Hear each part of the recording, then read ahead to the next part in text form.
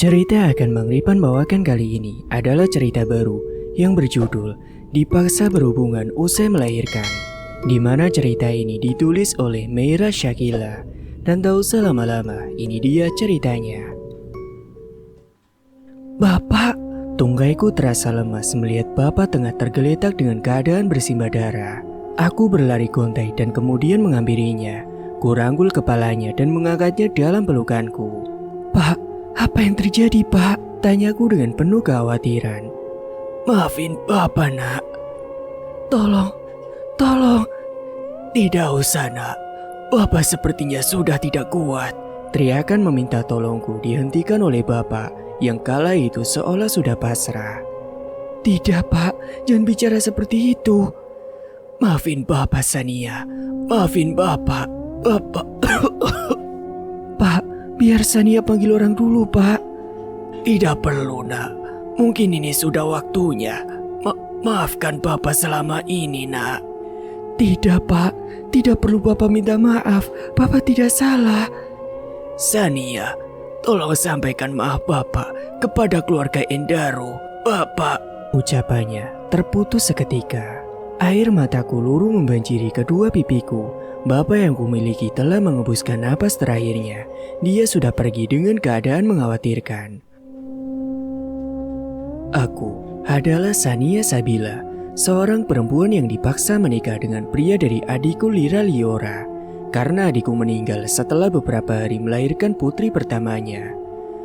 Masih terngiang jelas kala adikku menelponku saat itu.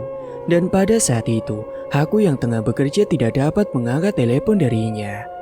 Namun saat yang sama, kala aku memasuki tempat berganti pakaian, gawaiku kembali berdering. Aku mengangkat panggilan darinya dan sesaat panggilan pun tersambung. Terdengar suara tangisan dari Lira, juga desahan seperti orang yang tengah melakukan hubungan suami istri di sana. Semakin ku dengar, suara Lira semakin lirih seperti tengah kesakitan. Namun yang menjadi pertanyaanku, siapa yang tengah mendesah di sana? Bukankah Lira baru seminggu melahirkan? Tidak mungkin jika Endaro tengah menggulati si Lira. Lira, apa yang terjadi? Teriakku kala itu. Namun hanya suara tangis dan desahan yang semakin membuatku jijik. Dan dari suaranya itu bukan Endaro. Lira, apa yang terjadi Lira? Ucapku lagi, namun tidak ada jawaban dan hanya tangisan yang semakin menyayat. Lira, siapa dia? Katakan. Perasaanku mulai tidak tenang mendengar suara tangisan Lira yang semakin kesakitan. Ku lempar celemeku ke sembarang arah dan segera mengambil tas untuk segera pulang. Dan di sepanjang perjalanan hatiku tak tenang mengingat suara yang tengah mendesah bukanlah suara dari Endaro, namun siapa orang yang keji melakukan hal itu pada adikku. Pikiranku melayang sehingga ku pacu motorku dengan kecepatan yang tinggi.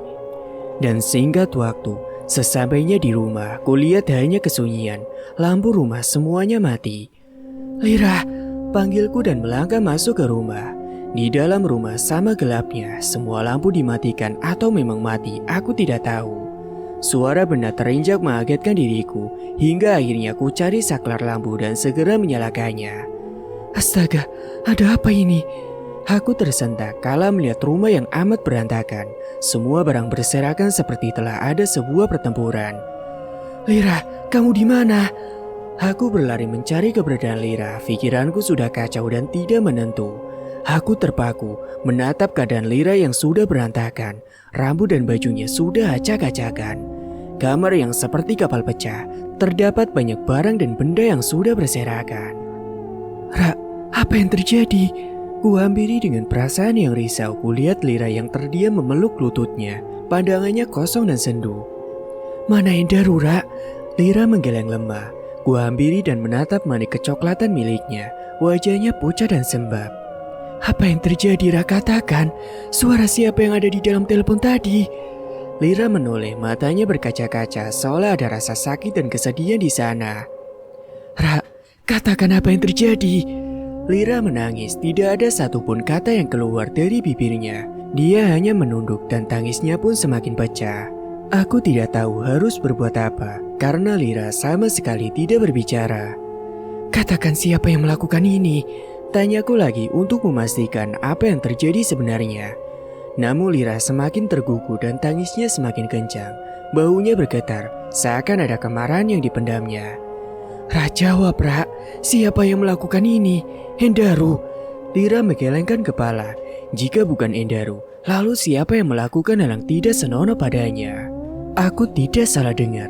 Lira tadi menangis dalam telepon. Dan suara lainnya, suara siapakah itu? Kembali ke masa kini. "Sania." Aku tersentak dari lamunan. Suara seseorang membuatku menoleh padanya. Mas Endaru berada di ambang pintu. Dia menatapku dengan penuh tanda tanya. "Bapak, apa yang terjadi padanya?" "Aku tidak tahu, Mas. Saat aku datang Bapak sudah seperti ini." Mas Endaru menghampiri melihat keadaan Bapak. Namun sayang Bapak memang sudah tiada dan sudah pergi meninggalkanku. "Kenapa kamu diam saja? Kenapa tidak meminta bantuan?"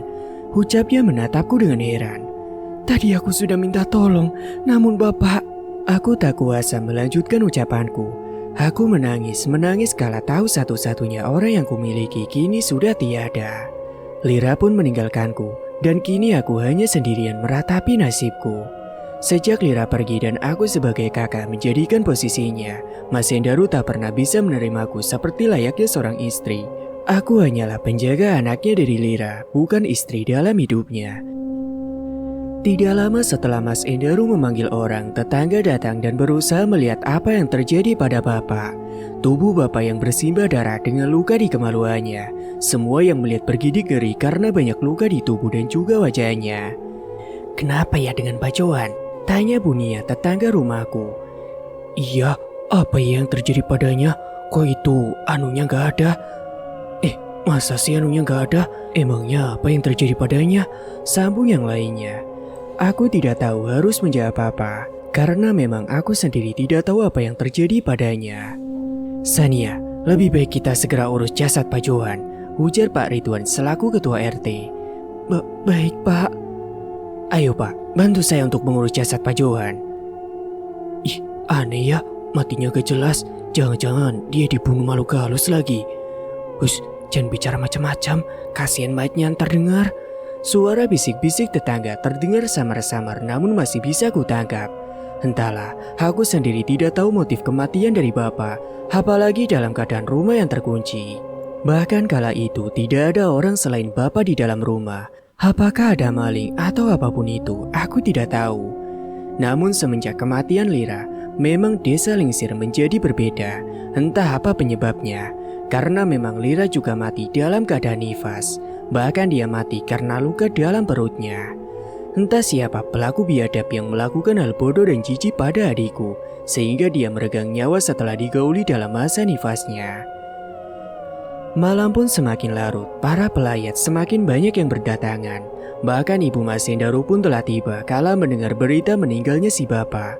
Dosa apa dan kesalahan apa yang diperbuat oleh Bapak, sehingga kematiannya begitu tragis ini. Suara petir menyambar begitu keras, kilatan-kilatan guntur menerangi kegelapan malam yang semakin mencekam. Para pelayat sudah kembali ke rumahnya, dan hanya menyisakan beberapa orang untuk menjaga si Bapak. Semilir angin menerpa wajahku, membuat tanak rambut sedikit menghalangi penglihatanku. Dan lagi suara petir kembali menyambar, membuatku tersentak, namun mataku menyipit kala mendapati sosok perempuan tengah berdiri di bawah pohon jati besar. Ku pertajam penglihatanku dan mencoba melihatnya secara seksama. Ya Allah, mataku membulat kala melihat sosok yang tengah berdiri di seberang jalan. Wajah dengan lidah yang mencuntai, yang dipenuhi dengan darah di sekujur tubuhnya, membuat kakiku tak dapat menahan bobot di tubuhku. "Sania!" Aku kembali dikejutkan oleh suara dari ibu mertuaku tengah berdiri dan menyapu halaman. "Sedang apa kamu, Nak? Ngapain di sini sendirian?" Aku... Tidak baik ketika ada yang meninggal malam melamun. Lebih baik kamu temani bapak kamu dan berikan doa agar dia diampuni kesalahannya. Sungutnya menatapku dengan sinis. "Endaru!" Ibu membentak Mas Endaru. Ada kecemasan di sana. "Gak apa-apa kok Bu, Nia baik-baik aja." "Maafin anak ibu ya, ayo masuklah." Mas Endaru hanya diam saja melihat ibu yang sedikit memberiku peluang untuk bertahan di dalam rumah tangga yang aku rasa hambar. Hanya ibu yang menerima kamu, tapi tidak dengan aku. Sakit rasanya kala mendengar ucapan yang suamiku katakan. Dia memang menikahiku karena terpaksa, yakni permintaan Ibu Bianca yang adalah mertuaku. Tapi Mas Endaru hanya menganggapku sebagai pengasuh anaknya yang telah dilahirkan oleh adikku. Aku melangkah masuk dengan hati dan perasaan yang perih. Duniaku terasa hancur karena orang-orang yang kusayangi semuanya telah pergi. Terkadang aku merasa lelah bertahan dalam rumah tangga yang kurasa hanya sekedar menjadi istri di atas sebuah kertas. Sania, bolehkah Bapak bertanya? Ucap Pak Ridwan yang adalah Pak RT. Iya Pak, silakan. Apa yang terjadi sebenarnya dengan Pak Johan? Ujarnya dengan penuh selidik. Aku tidak tahu harus menjawab apa, bibirku bergemetar. Aku pun kemudian menceritakan kepada Pak Ridwan sesaat aku sebelum pulang. Bapak menghubungiku dan meminta agar aku segera pulang. Tapi aku menolak karena memang pekerjaanku belum selesai. Yakni tepatnya kala itu. Sania, cepatlah pulang. Sentak Bapak saat aku menerima teleponnya. Ada apa Pak? Maaf Nia masih sibuk. Tolonglah cepat pulang. Pintanya lagi. Aku sedikit mendengar helaan napasnya yang kasar dan seperti orang yang habis berlarian. Namun aku belum menjawab, telepon sudah aku matikan duluan. Dan aku melanjutkan kembali kerjaanku sebagai pegawai di toko makanan. Aku tidak menghiraukan permintaan dari Bapak, karena aku pikir Bapak hanya ingin aku pulang dan pasti meminta uang.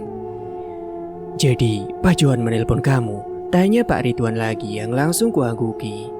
Lalu bagaimana kamu menemukan jasad Pak Johan? Apa ada orang di sini? Aku tidak tahu harus bagaimana lagi menjelaskannya karena saat aku datang keadaan Bapak sudah mengkhawatirkan.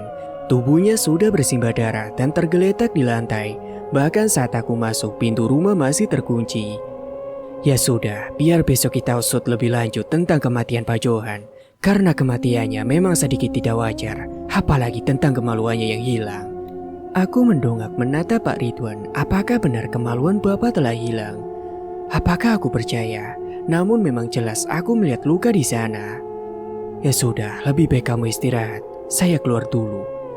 Kemudian Pak Ridwan pun berlalu meninggalkanku. Aku hanya terdiam menatap punggungnya hingga menghilang di balik pintu rumahku. Apa yang terjadi sebenarnya? Kenapa kematian Bapak sungguh di luar akal? Apalagi kemaluannya sudah hilang. Batinku menggerutu. Aku mencoba memejamkan mata, rasa lelah hinggap dan membuat kantukku langsung menerpa. Sania, suara bariton kembali membuatku membuka mata. Mas Endaru, kuhampiri pria yang berstatus suamiku itu. Mas Endaru menggendong Ani, putrinya yang terlahir dari rahim adikku yang bernama Lira. Ani, maafin ibu ya nak. Mas Endaru memberikan Ane padaku. Aku lupa jika Ane tidak kubawa. Karena tadi saat aku pulang, aku langsung pergi ke rumah Bapak dan hanya memberitahu Mas Endaru. Jaga Ani, jangan sampai kamu lalai merawatnya. Sungutnya yang kemudian lalu pergi meninggalkanku. Begitulah setiap kali dia berbicara denganku, tidak ada sedikit pun perasaan untukku. Aku pun membawa Ani dalam dekapan dan membuat kantukku semakin terasa pahit. Dan singkat waktu, ketika mataku baru mulai terlelap, terdengar sayu suara seseorang yang sedang bersenandung lagu Lingsir Wengi. Aku mengerjap menengok pada jam dinding. Kala itu masih jam 12 malam. Siapa yang bernyanyi di tengah malam, sedangkan di rumahku tengah berduka. Senandung tembang Jawa semakin lirih dan parau. Kukucek kedua mataku, hendak mencari tahu siapa yang tengah bersenandung. Kulangkahkan kaki menuju ke jendela kamar yang berpapasan dengan kebun pisang dan singkong. Kubuka gorden, melihat seksama keluar jendela. Semilir angin berhembus menerpa tubuhku. Dingin, hawanya menyelundup ke pori-pori tulang. Nyanyian yang semakin menyayat dan semakin terdengar sendu membuat diriku merasa bergidik karena bulu kuduku merinding seketika. Hamparan kebun pisang dan singkong amat luas ditambah sinar bulan yang memberi penerangan. Tunggu, siapa dia? Mataku memicing melihat sosok perempuan tengah berdiri di tengah-tengah kebun.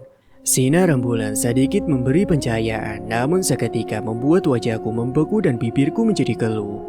Ya Allah, makhluk apa itu?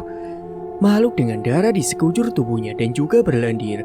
Bahkan wajahnya hancur dengan lidah yang menjulur panjang. Aroma bau busuk menyengat di indera penciumanku. Bau amis darah sangat menyeruak, membuat pernapasanku sedikit pengap. Aku tidak akan membiarkan kalian hidup setelah membuatku dalam penderitaan. Sayuku dengar suara berbicara. Ku coba melihat kembali wanita yang berada di luar sana. Aku semakin membulatkan mata. Kala melihatnya tidak menampak tanah. Kuku tangannya panjang dengan baju berwarna merah. Dia seperti... Aku tidak bisa menebak-nebak. Terlihat jelas perutnya yang bolong di bagian bawah. Perutku terasa diaduk. Peluh sebesar biji jagung membanjiri sekujur tubuh. Tungkai kakiku terasa lemas kala sosok yang mengerikan telah menghadang dalam jarak yang dekat. Sontak aku pun langsung berteriak dengan kencang. Sania! Aku membuka mata dengan peluh yang bercucuran. Ternyata itu mimpi. Namun mimpinya terasa seperti nyata. Ibu, ada apa nak? Kenapa pagi-pagi kamu berteriak? Tanyanya antusias yang melihat wajahku yang memucat. Tidak bu, aku hanya mimpi buruk. Lain kali kalau tidur jendelanya itu ditutup. Ini bukan rumah ibu loh, ini desa Lingsir. Kalau ada apa-apa gimana coba? Cerocosnya padaku. Aku ingat semalam jendela sudah kututup dengan rapat. Lalu kenapa sekarang terbuka? Ini jam berapa bu? Sudah jam 5 pagi, lebih baik sekarang kamu sholat. Sebentar lagi akan ada banyak orang yang akan mengurus jasad bapakmu. Baik bu, maafin Sania ya bu. Tidak usah minta maaf, ibu mengerti. Ibu mengusap punggungku dengan pelan. Aku merasa bersyukur karena beliau sangat menyayangiku sama seperti Lira. Meski Mas Endaru tidak bisa menerimaku, namun ibu memperlakukanku dengan baik. Aku beranjak dan segera menunaikan kewajibanku sebagai umat muslim. Setelahnya aku segera membantu ibu-ibu yang membantu segalanya di dapur. Para tamu yang akan membantu memandikan bapak sudah berdatangan karena memang semalam tidak ada waktu karena terlalu larut dan guntur yang bersautan. Seakan hujan ditumpahkan dari langit sana. Aku menunggu selesainya pemandian bapak untuk yang terakhir kalinya. Astagfirullah, seru Pak Iwan dan Pak Reno. Ada apa pak? Tanyaku yang langsung menghampiri kamar pemandian. Namun alangkah terkejutnya diriku hingga harus kembali keluar dan membuang mukaku. Jadi, yang diucapkan Pak Ridwan semalam itu benar. Liriku dengan kelopak yang mulai mengembun. Kelamin bapak telah putus dan tidak ada pada tempatnya. Darah masih menetes dan baunya anyir menyeruak. Ada apa Sania? Ibu datang menghampiriku dengan membawa aneh di gendongannya. Bapak bu. Ya sabar nak, ikhlaskan semuanya. Tapi apa yang terjadi padanya bu? Kenapa kelamin bapak bisa menghilang dan putus seperti itu? Ah? Putus? Ibu mengulang perkataanku dan menatapku penuh selidik seakan tidak percaya yang aku katakan barusan. Iya bu. Ibu dan yang lainnya pun saling pandang. Mungkin mereka merasa aneh dengan kematian bapak. Bahkan aku sendiri juga heran.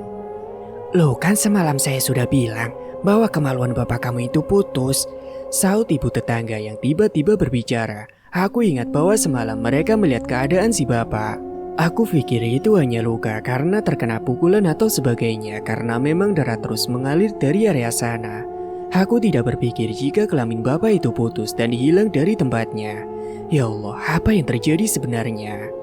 Ya sudah, mari kita masuk dan menunggu di dalam. Biarkan Pak RT yang mengurus semuanya. Aku mengikuti langkah mertuaku, rasa penasaran menjalar di pikiranku. Entah siapa pelaku yang membuat bapakku seperti ini. Bahkan bapak sampai meregang nyawa. Tidak usah terlalu dipikirkan. Semua yang menimpa adalah sebuah balasan. Bisikan Mas Endaru membuatku terdiam. Entah apa maksud dari perkataannya, namun sedikit membuat hatiku tersentil. Apa maksud? Aku terkisap kala berbalik hendak menjawab pertanyaannya. Namun apa yang kulihat tidak ada siapa-siapa. Bukankah tadi adalah suara Mas Endaru? Aku tidak salah dengar jika yang berbisik barusan adalah Mas Endaru. Ya Allah, kenapa seperti ini? Apa yang sebenarnya terjadi? Gumamku dengan dada yang masih berdegup dengan kencang. Perasaanku semakin gelisah tak karuan. Terlalu banyak yang tidak bisa kutangkap dengan akal pikirku, sehingga membuat diri ini menjadi stres. Singkatnya, semua warga dan tetangga yang mengantar bapak sudah kembali pulang. Aku berharap bapak tenang di sana di tempat terakhirnya. Mas Endaru mengajak ibu pulang setelah pulang dari pemakaman, namun ibu menolak karena merasa tidak enak. Daru, kita di sini sampai 7 hari meninggalnya Pak Johan ya. Ibu tidak enak sama tetangga kalau kita pulang hari ini, ucap ibu dengan penuh permohonan. Tapi Daru banyak kerjaan, Bu. Ya sudah, kan kamu bisa pulang duluan, nanti lusa kamu kesini lagi. Ya sudah, terserah ibu sajalah. Ibu menggeleng melihat kepergian Mas Endaru. Aku hanya diam menatap punggungnya yang hilang di balik pintu. Mas Endaru tidak sama sekali menoleh padaku. Dia hanya mencium kening aneh dan langsung berlalu. Sakit, memang sakit. Namun aku harus sadar, Mas Endaru menerimaku karena permintaan dari Ibu Bianca dan sudah jelas mengatakan jika dia menikahiku karena si aneh. Andai saja rumah tanggaku dengan Mas Tony masih bertahan, mungkin saja ini aku tidak merasakan rasa pahit yang tidak dianggap. Namun bagaimana lagi, Tuhan lebih mencintai dan menyayangi dirinya, sehingga membuatku menjadi janda dalam rumah tanggaku yang baru seumur jagung. Mas Tony mengidap penyakit asma, dan saat itu dia lupa membawa obatnya, sehingga dia kecelakaan dan tertabrak mobil sehingga meninggal di tempat. Aku yang mendengar kabar kematian Mas Tony saat itu sangatlah menyakitkan. Duniaku terasa berhenti karena separuh kehidupanku telah pergi. Namun Lira, adikku satu-satunya, selalu memberikan semangat bahkan sering membawaku ke rumah Mas Endaru. Dulu aku tidak pernah berpikir ataupun berangan untuk bisa berdampingan dengan sang adik ipar. Namun takdir berkata lain dan menjadikanku seorang istri pengganti dari adikku sendiri. Aku pun kembali mengedarkan pandangan, kembali terdengar sayu suara seseorang yang kembali bersenandung. Semakin ku dengar semakin lirih dan menyayat, suaranya sendu seakan tengah meluapkan kesedihan. Ibu, panggilku yang mengira itu adalah ibu mertuaku. Namun tidak ada sahutan, rumah terasa sepi dan hening padahal waktu masih menunjukkan pukul 6:30 malam. Mas Endaru, aku beralih memanggil nama suamiku. Namun nihil, keadaan tetap sepi dan hening. Kulihat keadaan rumah nampak sepi, seakan tidak ada penghuninya. Entah kemana ibu dan yang lainnya. Kulihat aneh masih tertidur pulas, wajah cantiknya sangat mirip dengan Lira dan juga suamiku. Aku menyayangi Lira meski Mas Endaru tidak pernah menganggapku. Dan tiba-tiba saja aku tersentak kala lampu tiba-tiba mati. Ibu, Mas, ya Allah. Aku merasakan suasana yang sedikit berbeda. Ada rasa dingin yang menyelinap di kulitku. Ku geser sedikit langkahku untuk meraba nakas di sebelah ranjang reot milik si bapak. Astagfirullah, kenapa mati tiba-tiba sih? Gimana kalau aneh bangun dalam keadaan gelap? Gumamku sambil melangkah mencari keberadaan nakas. Mana sih nakasnya? Langkahku terhenti kala kakiku bertemu dengan sebuah benda. Apa ini? Perasaan tidak ada apa-apa di sini. Kusingkirkan benda yang menghalangi kakiku. Namun tiba-tiba bau anyir dan juga bau busuk hinggap di rongga hidungku. Ada rasa takut kala mencium aroma tersebut. Karena aroma ini sama persis kala aku bermimpi bertemu dengan sosok yang sangat mengerikan. Kuturunkan badan hendak menggapai sesuatu yang masih berada tepat di kakiku. Dan saat ku sentuh seperti sebuah tangan yang berlendir. Aroma tidak sedap semakin menusuk hidung dan membuatku semakin berkeringat. Detak jantung terasa dipompa lebih cepat, debarannya pun semakin kencang. "Hah, siapa kamu?" teriakku dalam keadaan gelap. Bau busuk dan amis semakin menyengat membuat perutku terasa diaduk dan mual. Kemudian tiba-tiba saja terdengar nyanyian suara lagu Nina Bobo yang begitu lirih. Suara itu seperti suara Lira. Lira yang selalu menyanyikan lagu itu untuk Aneh dan selalu mendekap Aneh dalam gendongannya. Lira? Hening, nyanyian itu tak lagi ku dengar, namun terdengar suara isakan yang membuatku terasa perih. Terang remang dari cahaya luar membuatku sedikit mampu melihat ada bayangan hitam yang tengah duduk menatap bayi kecil yang terlelap di atas kasur. Lira, benarkah itu kamu? Tanyaku dengan lirih, mencoba menahan rasa gugup. Mereka menyakitiku. Kalian. Siapa yang melakukan itu, Ra? Tolong katakan pada Mbak. Siapa yang tega berbuat ini itu padamu? Kutahan degup jantung yang tidak beraturan, berusaha tenang agar aku bisa mendapatkan jawaban. Bapak sudah pergi, Ra. Dia pergi dengan keadaan. Ucapku terhenti kala mendapati Lira berbalik menatapku. Namun dalam suasana gelap, aku tidak dapat melihat jelas wajahnya. Hanya terlihat kulit putihnya yang memucat dan semakin membuat bulu-bulu di tengkukku berdiri. Kalian menyakitiku, kalian mengkhianatiku. Lirihnya dengan suara parau dan berat. Aku pun menjerit karena rasa takut yang menjalar. Aku menggeleng tidak mengerti atas ucapannya. Entah apa sebenarnya yang terjadi. Kematian Bapak, kematian Lira, sungguh membuatku bertanya-tanya. Aku berusaha berteriak meminta pertolongan. Sinar rembulan yang masuk sedikit menangkap wajah yang berada di hadapanku. Tidak, kamu bukan Lira, kamu bukan adikku. Pekiku berteriak histeris. Ya Allah, Ibu, tolong. Suara tawa cekikikan terdengar sangat nyaring. Aku semakin ketakutan dan gemetar. Wajahku sudah basah oleh peluh dan keringat. Sebuah tangan mencekal erat leherku membuatku tak bisa berbuat apa-apa. Kembali bau busuk dan anyir itu tercium kala wajahnya. Kurasa hanya berjarak sejengkal dengan wajahku. Tolong lepaskan. Dasar pengkhianat. Kemudian aku pun terjatuh, kepalaku terbentur dengan dinding. Sakit dan pusing yang aku rasakan. Entah makhluk apa yang berada di hadapanku. Wajahnya sungguh mengerikan. Adikku Lira tidak akan mungkin menjadi makhluk iblis seperti itu. Dia adalah perempuan yang baik. Tolong pergi, jangan ganggu aku.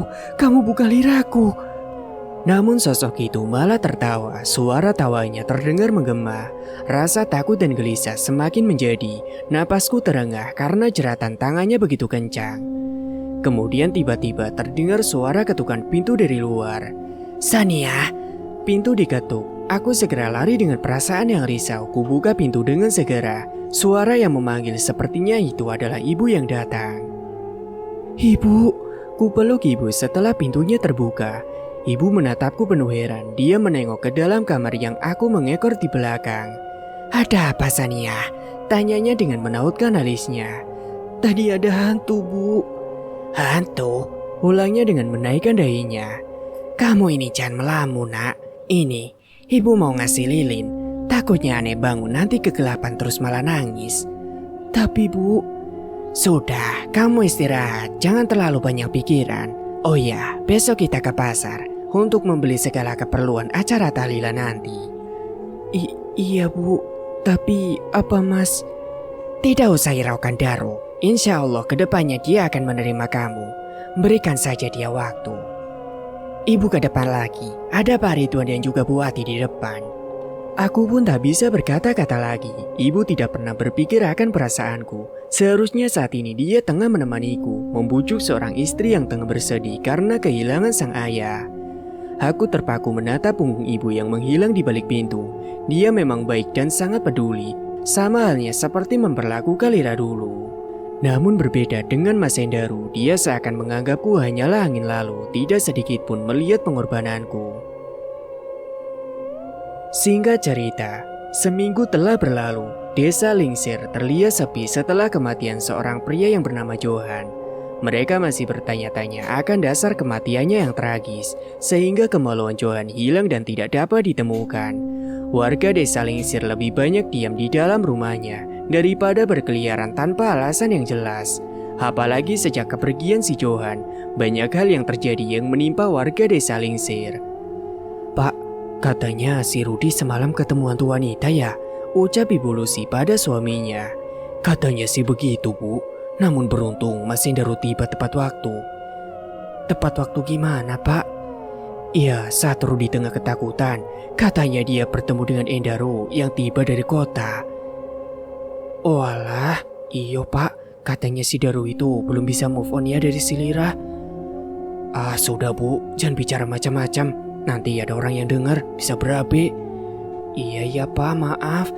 Lucy dan Alung tengah mengobrol di depan rumah. Meski rumah mereka sederhana dan jauh dari kata sempurna, namun mereka adalah warga desa Lingsir yang sangat pandai bersyukur. Namun begitu juga dengan setiap orang, tidak semua hati dan pikirannya itu sama. Banyak dari kalangan mereka yang leluasa berbuat seenak hatinya. Seperti Rudi, dia adalah seorang preman pasar yang pergaulannya kurang lebih banyak membuat para warga kesusahan karena dia.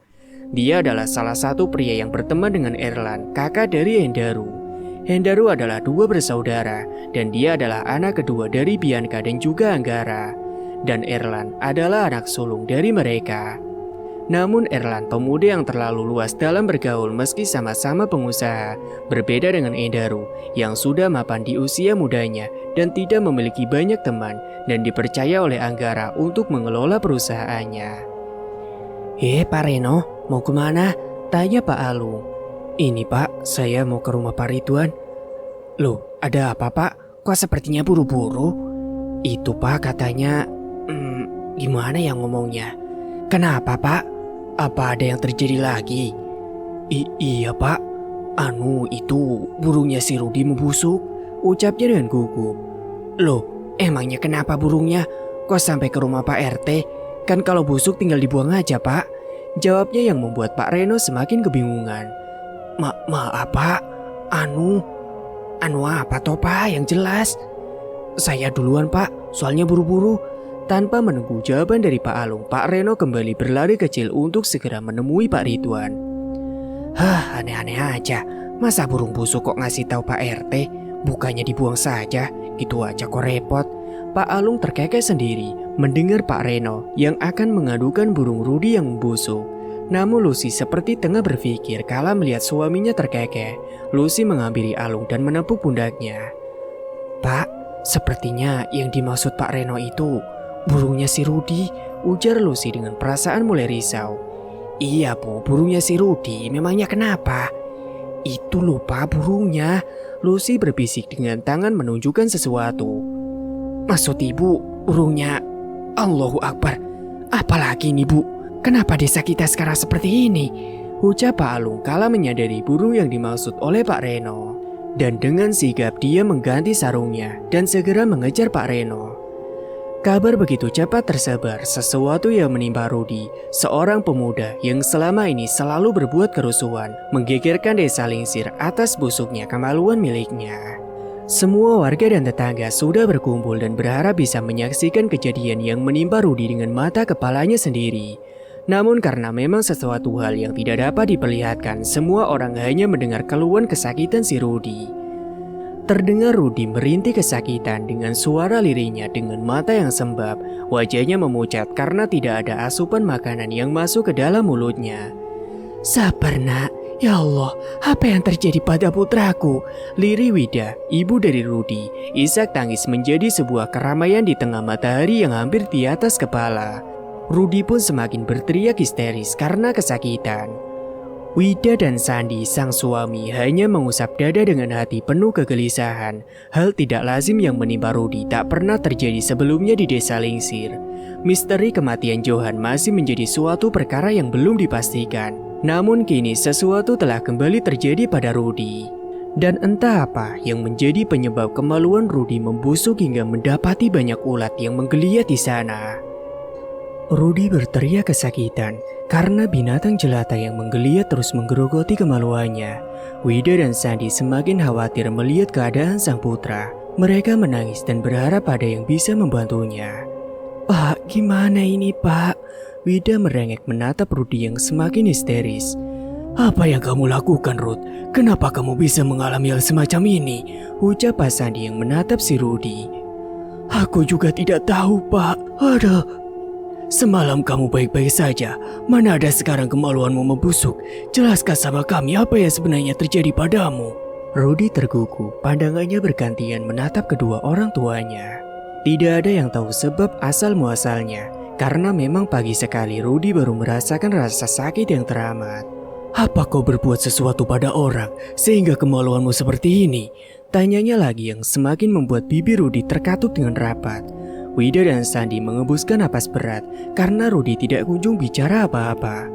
Warga semakin riuh memenuhi kediaman Wida dan Sandi, membuat mereka sedikit merasa malu karena hal buruk terjadi pada putranya. Aneh ya, kasus hilangnya kemaluannya Pak Johan saja belum terungkap. Kok ini malah nambah kasus si Rudi? Ujar Bu Mega tetangga rumahnya. Iya ya, apa mungkin mereka melakukan sesuatu sampai nasibnya serupa begitu? Timbal yang lainnya. Bu Wida hanya menunduk mendengar bisik-bisik tetangganya. Dia tidak tahu akan terjadi hal di luar nalar seperti yang dialami oleh Rudi. Apalagi Rudy memang anak yang bandel dan susah diatur. Sebagai preman, Rudy selalu memusuhi siapa saja yang menolak keinginannya. Maaf Bu, apa lebih baik kita bawa Rudy ke rumah sakit biar bisa dicek up lebih teliti lagi, ujar Pak Ridwan selaku ketua RT. Tapi uang dari mana Pak? Semua barang-barang berharga kami sudah habis dirampas oleh Rudy, ujar Bu Wida dengan tatapan yang sendu. Namun biar bagaimanapun sikap si Rudy, Bu Wida tetap menyayanginya. Tidak apa, kita akan mencoba minta warga untuk membantu biayanya, terang Pak Ridwan. Loh, kok bisa Pak RT bicara begitu? Sudah dia yang banyak repotin bikin ulah dan rusuh, ini malah minta dibiayain. Sungut Bu Wati menentang keputusan dari Pak RT. Tapi Bu, kasihan Rudy. Apa Ibu tega melihat keadaannya seperti itu? Halah, itu si karma Pak. Mungkin saja apa yang terjadi sama Pak Johan dan Rudy itu adalah sebuah balasan. Mereka sepertinya berbuat hal yang tidak baik. Astagfirullah Bu, gak boleh bicara seperti itu. Pak Ridwan merasa tidak enak karena warga banyak yang menolak membantu membiayai pengobatan si Rudy. Memang para warga banyak yang sudah merasa kesal, apalagi sejak terjadinya pemerkosaan pada Lira, wanita yang baru saja melahirkan seminggu itu. Dirinya harus merenggang nyawa karena luka di dalam perutnya, luka akibat perbuatan para pria yang sudah melakukan hal yang tidak senonoh padanya. Dan sejak kematian Lira, desa Lingsir semakin menjadi daerah yang penuh misteri. Konon katanya, desa Lingsir memang disebut salah satu desa yang masih kental dengan aura kemistisannya dan masih banyak yang percaya akan leluhurnya. Dulu desa Lingsir disebut sebagai desa yang amat mengerikan karena siapa saja yang melakukan hal tidak baik, mereka akan mati dalam keadaan yang tidak wajar. Seperti halnya pada Pak Johan, dia adalah pria yang kurang lebih berumur 45 tahunan yang menikah dengan Parwati Dewi, ibu dari Lira dan Sania. Sementara Lira dan Sania tidak mengetahui jika Johan adalah hanya ayah sambungnya karena Parwati Dewi tidak pernah mengatakan apapun dan bahkan selalu mengatakan bahwa Johan adalah ayah mereka. Sejak usia Lira 10 tahun dan Sania 15 tahun, Dewi meninggal karena memiliki penyakit jantung. Dia meninggal kala itu jika Johan telah mengkhianatinya dan menjalin hubungan dengan wanita lain. Tapi Johan sebagai ayah dia juga tidak mengatakan apapun pada kedua putrinya bahwa dia hanyalah ayah sambung dan selalu membenarkan apa yang dikatakan oleh Dewi. Kematian Johan memang menjadi sebuah pembicaraan karena memang kematian yang aneh terjadi lagi. Mereka yang melakukan perbuatan yang salah, kematiannya akan terlihat dari apa yang mereka lakukan. Dulu katanya di desa Lingsir adalah sebuah desa yang amat damai, namun berubah kala ada sepasang manusia yang berbuat tidak baik di tengah hutan dekat sungai. Mereka menyembah leluhurnya untuk menjadi seseorang yang dibanggakan dan juga dihormati. Namun karena keteledoran dan hawa nafsu, mereka melakukan hubungan terlarang di tengah-tengah hutan yang rimbun dan menjadi tempat di mana mereka menyembah sang makhluk gaib tersebut. Hingga akhirnya mereka ditemukan warga dalam keadaan satu badan dan kemaluannya yang membusuk. Kalian manusia-manusia yang tidak bersyukur. Kalian menodai tempat yang tidak seharusnya kalian berbuat hina di sini. Kalian mencoreng nama baik desa Lingsir. Ingat baik-baik, jika suatu saat di desa Lingsir terjadi kembali hal yang telah mereka lakukan, mereka akan mati dalam keadaan yang sama seperti dua makhluk ini. Jika kalian merampok, kalian akan mati diterkam mangsa. Dan jika kalian membunuh, kalian akan mati mengenaskan secara terbunuh. Dan jika kalian berbuat zina dan melakukan hal kotor di desa ini, maka ingat baik-baik perbuatan kedua manusia ini. Kemaluan kalian akan membusuk dan kalian akan mati dalam keadaan mengerikan. Itu adalah bunyi sumpah serapah yang diucapkan oleh petua di desa Lingsir kala itu sebelum akhirnya dia meninggal dunia.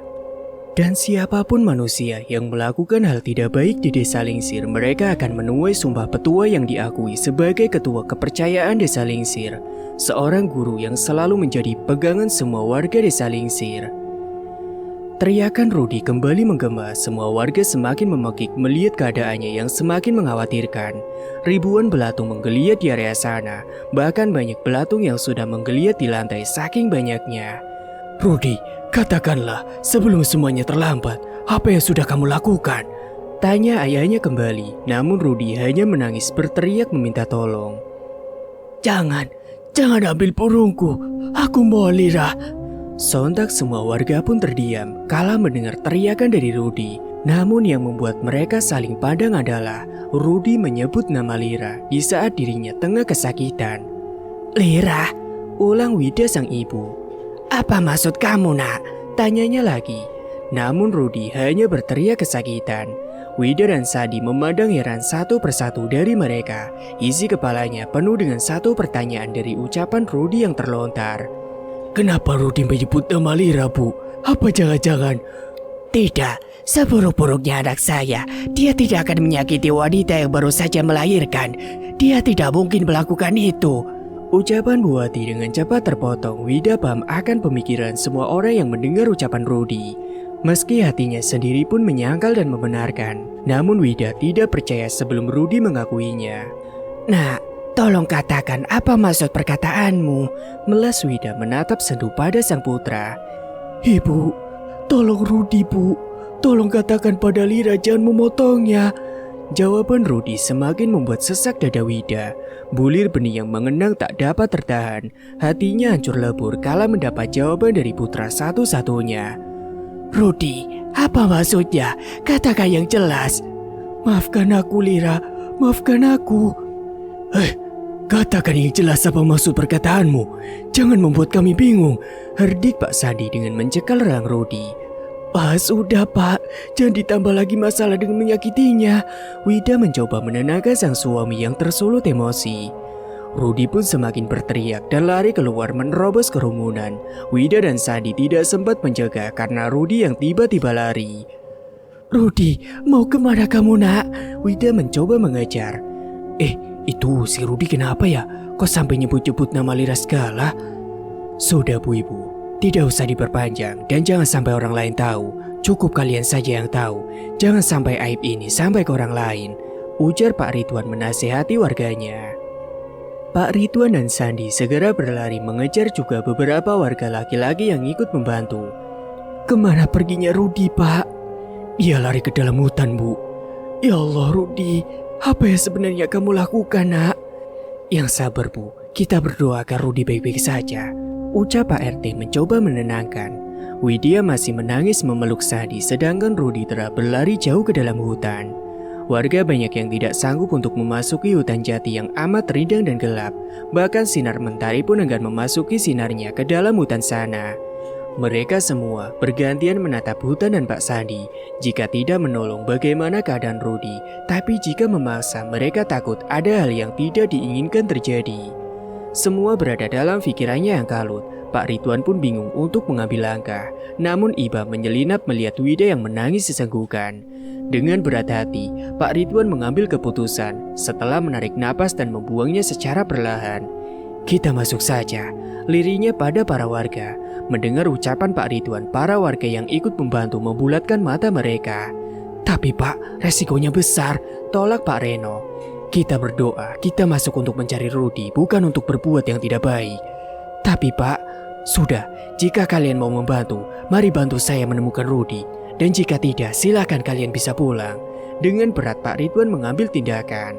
Meski sebenarnya dalam hati Pak Ridwan pun merasakan ketakutan yang hebat, namun dia berusaha melawannya demi membantu warganya. Dengan berat hati, warga menuruti perintah Pak Ridwan. Perlahan mereka menginjakan kakinya ke dalam hutan. Ya Allah Pak, di sini gelap banget. Matahari sepertinya tidak dapat menjangkau. Ucap Pak Iwan dengan tangan memegang erat tangan Pak Uco. Pak, kamu jantan kan? Ya iyalah, kenapa memangnya? Itu ngapain tangan kau? Penakut sekali. Aku hanya Oh nanu, lepaskan saya masih normal. Pak Iwan pun melepaskan cekalan tangannya yang memang erat memegang tangannya Pak Uco. Dengan perasaan risau dan kalut, mereka semua terus menyusuri hutan hingga beberapa waktu mereka terus berjalan dan berhenti kala mendengar suara teriakan dari seseorang. Sontak semua orang pun saling pandang kala mendengar suara teriakan itu. Pak Ridwan menajamkan pendengarannya karena takut salah dengar. Tunggu, suaranya hilang lagi. Kita tunggu sebentar hingga dia kembali bersuara, ujar Pak Ridwan dengan memandang keadaan yang sepi dan sunyi. Tapi Pak, itu suara Rudi, ucap Bu Wida. Sebentar Bu, saya tidak mau ambil resiko jika kita memaksa masuk. Benar Bu, jangan sampai ada sesuatu yang terjadi yang tidak kita inginkan jika kita memaksa masuk lebih dalam, ucap Pak Ucok. Tiba-tiba terdengar suara tawa menggema di dalam sana, membuat bulu-bulu di tengkuk mereka semua meremang. Pak, suara siapa itu Pak? Tanya Bu Wida. Ida tahu Bu. Kemudian selang beberapa saat terdengar suara Rudi yang berteriak meminta tolong. Itu suara Rudi Pak. Kemudian terdengar lagi suara teriakan meminta tolong. Wida dan Sandi langsung berlari tanpa menunggu persetujuan dari Pak Ridwan. Bu Wida, Pak Sandi tunggu. Mereka semua mengejar dan berlari. Suara erangan semakin terdengar menyayat. Setelah semua orang mencari-cari keberadaan Rudi, akhirnya mereka pun menemukan Rudi tergeletak di bawah pohon jati besar dan tua. Rudi, pekik Bu Wida dengan bola mata yang membulat. Rudi tengah tergeletak di tanah dengan keadaan mengenaskan. Seluruh tubuh yang sudah berbalut darah dengan wajah yang menggeliat seperti menahan sakit. Kamu kenapa nak? Wida merangkul sang putra, memeluknya dengan erat, menciumi wajahnya yang semakin memucat. Ibu, maafkan Rudi Bu, lirih Rudi. Ya Allah, kenapa kamu Rudi? Kenapa bisa seperti ini? Pak Ridwan menganga kala mendapati tubuh Rudi sudah berbalut darah segar. Dan yang membuat mereka terkejut, burung milik Rudi sepertinya sudah putus. Ya Allah nak, Bu Wida semakin histeris kala Pak Ridwan menunjukkan ke area vitalnya. Apa yang sebenarnya terjadi padamu nak? Rudi, katakanlah apa yang sebenarnya terjadi? Tanya Sandi sang ayah dengan lembut. Rudi menatap nanar kedua orang tuanya. Penyesalan hinggap di hatinya yang paling dalam. Selama ini, dia adalah anak pembangkang, namun tidak pernah sekalipun Sandi dan Wida menolak setiap keinginannya. Maafkan Rudi, Bu. Lagi-lagi hanya kata maaf yang keluar dari mulut Rudi. Ibu akan memaafkan kamu, nak. Jika kamu mengatakan yang sebenarnya, katakanlah, nak. Namun belum sempat berbicara, Rudi, dia kembali menggelinjang. Seluruh tubuhnya kejang-kejang. Rudi, ya Allah, ampuni anakku. Pak, maafin Rudi, Pak. Rudi yang memperkosa. Rudi. Belum sempat menyelesaikan perkataannya, Rudi mengembuskan napasnya di pelukan sang ibu dalam mulut yang menganga dan kemaluannya yang terputus. Rudi, bangun nak. Bu, yang sabar Bu, lirih Pak Reno. Semua merasakan keganjalan yang kembali menghampit perasaannya. Apalagi Rudi mengatakan memerkosa di ujung kalimat terakhirnya. Kira-kira maksudnya memperkosa siapa ya? Tanya Pak Ucok bermonolog. Ketahu Pak, kematian Pak Johan dan Rudi sama-sama mengenaskan. Tapi lihat tuh, Pak Iwan menunjuk pada sebuah pohon yang memiliki sedikit lubang. Pak Ucok dan Pak Reno membekap mulutnya. Rasa mual dan jijik seakan mengadu-ngadu isi perutnya. Itu seperti burungnya Rudi ya? Semua menoleh padanya. Begitupun Wida dan Sandi. Mereka melihat apa yang membuat mereka semua membulatkan matanya. Ya Allah, Rudi, apa yang sebenarnya kamu lakukan nak? Kenapa semua terjadi padamu? Pak Ridwan menelan saliva kala melihat sesuatu yang tengah menancap di dalam lubang pohon. Sebuah potongan daging yang masih merah dan mengucurkan darah segar. Bapak-bapak, bisakah diambil dan membawanya? Tolong dimasukkan ke dalam kantong ya, pinta Pak Ridwan. Tapi Pak, tidak ada cara lain. Kita harus segera mengurus jasadnya. Baik Pak. Mereka semua segera kembali dengan membawa jasad Rudi dengan kemaluan yang dimasukkan ke dalam kantong kresek. Semua merasa keanehan dan pikirannya berkecamuk memikirkan hal yang menimpa Johan dan Rudi. Setelah sekian tahun, desa Lingsir merasa nyaman, kini malah kembali dirasakan rasa ketakutan dan kegelisahan. Meskipun begitu, warga tetap menjaga-jaga dengan tidak keluar rumah saat malam tiba. Singkat waktu, semua warga sudah kembali memenuhi rumah Wida dan Sandi. Mereka semua mengucapkan belasungkawa pada pihak keluarga yang tengah berduka. Aneh ya, kok desa kita kembali seram, ujar Bunia. Iya ya Bu, tapi kata Pak Reno, Rudi sepertinya sudah memperkosa seseorang. Hah, kok bisa Bu? Iya, katanya sebelum airnya meninggal, Rudi mengaku telah memperkosa, namun tidak sempat mengucapkan nama si perempuannya, dia keburu mati. Ih, kok tega banget ya? Apa jangan-jangan dia yang melakukan itu pada Lira? Wah, bisa jadi tuh, kan katanya dokter yang menangani Lira. mengatakan bahwa bukan satu orang yang memperkosanya. Bisik-bisik tetangga terdengar samar oleh Wida. Dia hanya meremas dadanya kala mendengar tetangganya mengatakan hal buruk tentang anaknya. Benarkah kamu yang melakukan itu, nak? Apakah benarkah kamu yang telah memperkosa Lira? Batin Wida bermonolog. Tangis kesedihan menghiasi rumah Wida. Keluarga berdatangan untuk saling menguatkan. Permisi, suara seseorang membuat Wida terbalik. Sania datang bersama dengan Bianca untuk mengucapkan bela sungkawa pada keluarga Wida. Sania, Bu Bianca, saya ikut berduka atas kematian putra ibu. Ibu yang tabah dan ikhlas ya. Terima kasih. Sania menyalami semua keluarga Rudi dan para tamu. Namun bola matanya memutar kala melihat tetesan darah mengenang di bawah jasad Rudi. Sania menghampiri dan mendekati mayat Rudi. Dengan dada bergetar, dia mencoba bertanya pada tetangga di sebelahnya. Ibu, maaf, ini darah apa ya?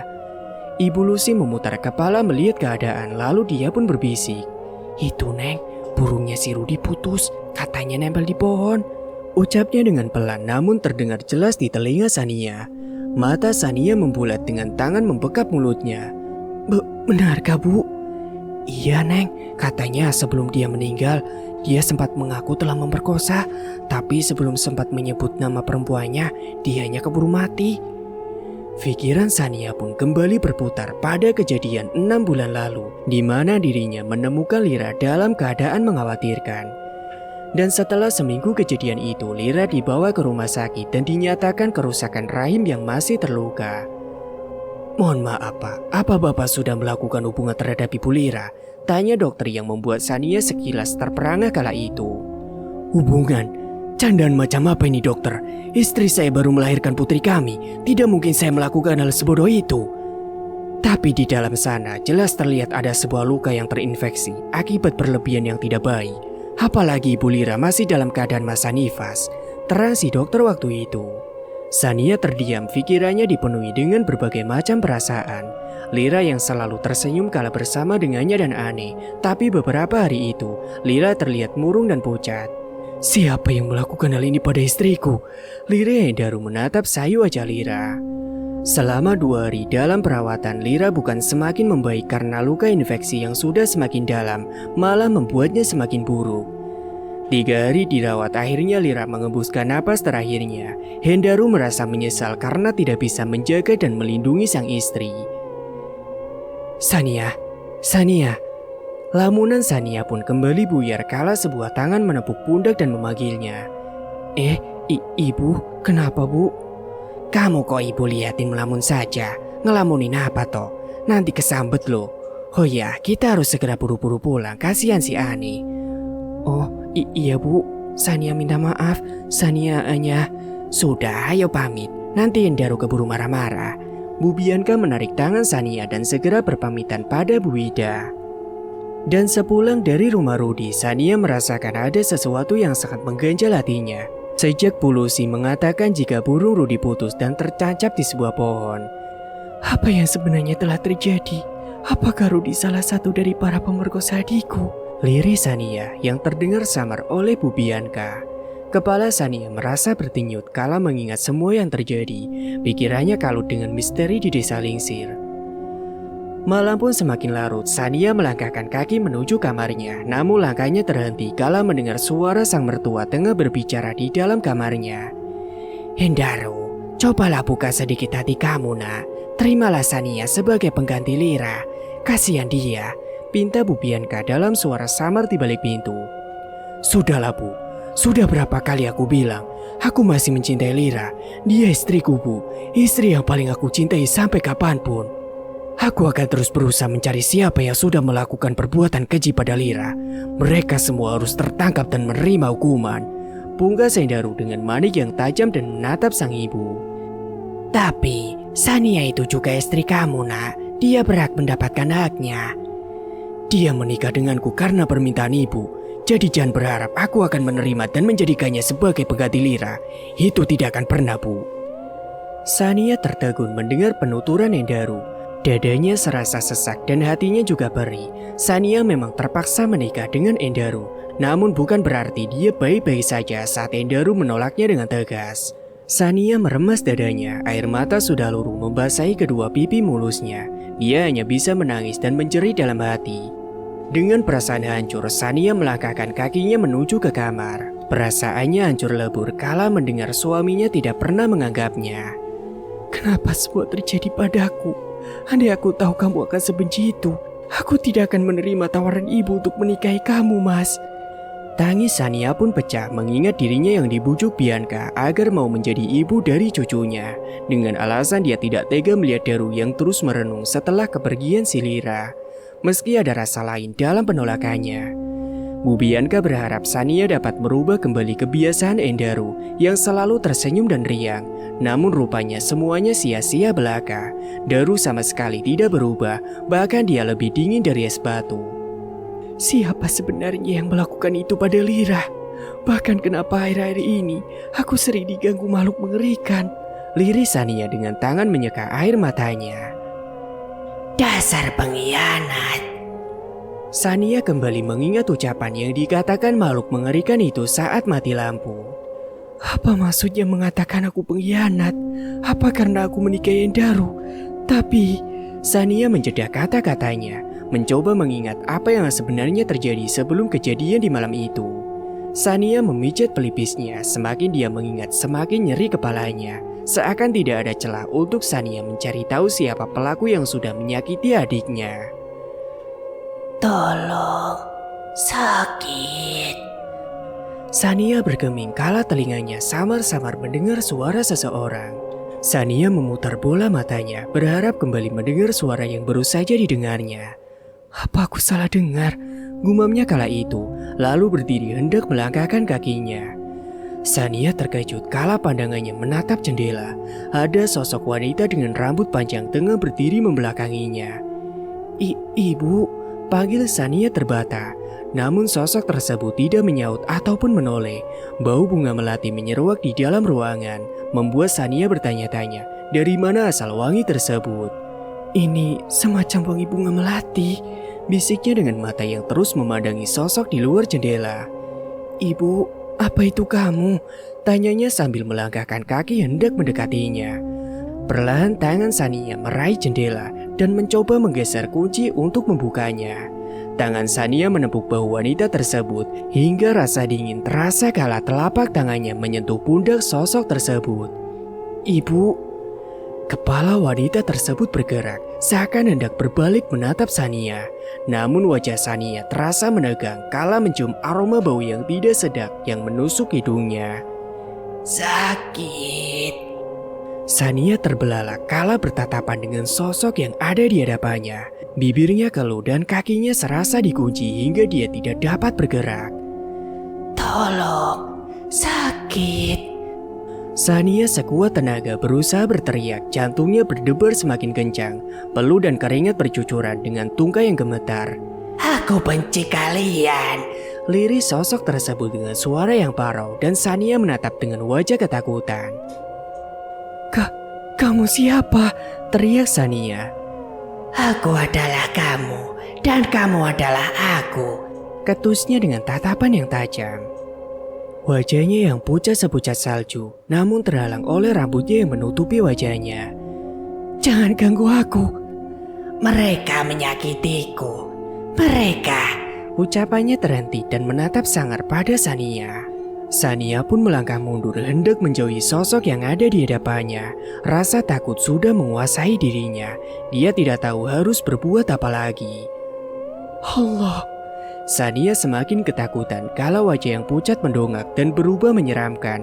Lidahnya yang menjulur panjang dan berlendir, wajahnya hancur dan juga penuh borok, membuat Sania semakin bergetar.